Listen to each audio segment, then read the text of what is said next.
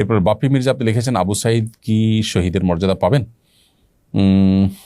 কেউ কেউ এটা নিয়ে প্রশ্ন তুলেছেন যে তিনি নিজে বুক পেতে দিয়েছেন, এটা তো আত্মহত্যার মতো, শহীদের মর্যাদা আদৌ পাবেন কিনা।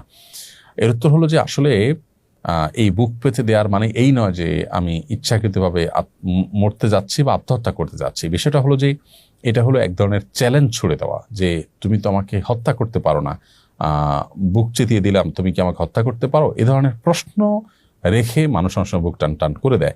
তো একজন মানুষ তিনি বুক টান টান করে দিয়েছেন কারণ তিনি জানেন যে এখানে যিনি হত্যা করতে আসছেন তিনি আইনত ইসলাম শরিয়ার দৃষ্টিকোণ কোনো বিচারেই হত্যা করতে পারেন না, যার কারণে তিনি বুক টান টান করে দিয়েছেন। এটা একরকম চ্যালেঞ্জ হিসাবে, অতএব এটা আত্মহত্যা হিসাবে বিবেচিত হবে না। এরপরে তিনি যে খুনের শিকার হলেন সেই কারণে নিজের ন্যায্য অধিকার চাইতে গিয়ে যে খুনের শিকার হলেন তার জন্য তিনি আল্লাহর কাছে শাহাদাতের মর্যাদা পাবেন ইনশাআল্লাহ তাআলা। এরপরে প্রশ্ন হলো, সম্প্রতি মসজিদে রাজনৈতিক দলের ব্যানার টাঙিয়ে দলীয় কার্যক্রম পরিচালনা করতে দেখা গেছে, এটা জায়েজ আছে কিনা?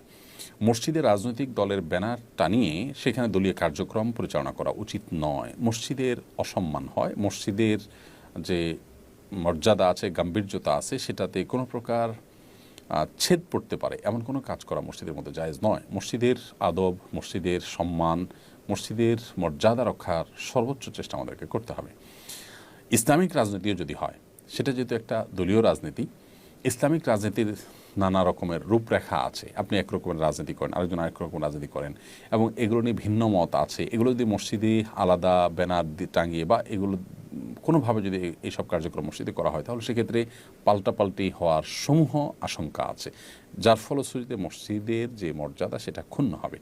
এই জায়গা থেকে এ ধরনের কার্যক্রম মসজিদে পরিচালনা করা উচিত নয়। তাছাড়া আপনি আজকে ইসলামী রাজনীতির কথা বলবেন, যারা ইসলামী রাজনীতি করছেন না, অন্য রাজনীতি করছেন, তারাও হয়তো একদিন মসজিদকে এই কাজের জন্য ব্যবহার করবেন। অতএব এটা করা উচিত হবে না।